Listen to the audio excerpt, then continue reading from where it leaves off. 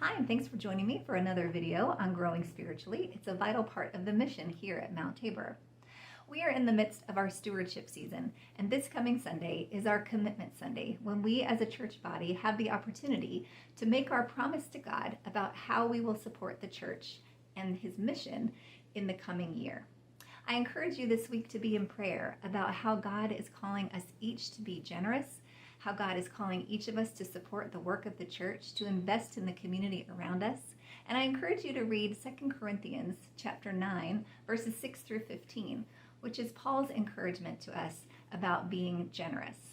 Paul tells us that God is able to bless you abundantly, so that in all things, at all times, having all that you need, you will abound in every good work. And later he says, you will be made rich in every way so that you can be generous. And through your generosity, it will result in thanksgiving to God. What I hear Paul saying in this passage, and I hope that you'll take the time to read it, is that our generosity reflects the generosity of God.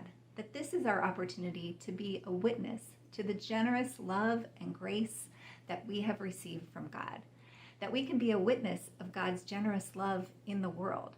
And so we give out of the abundance with which we have been blessed, but we give also to reflect, like Jesus did, the generous love of God. Jesus never withheld anything from those who asked.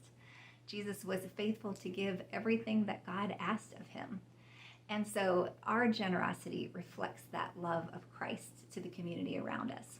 So I just encourage you to read that section, 2 Corinthians 9, 6 to 15, and spend some time in prayer with God and reflect on how abundantly God has given us every good thing, from His love, His grace, His mercy, to His forgiveness, just to the richness of His kindness and His tenderness to us.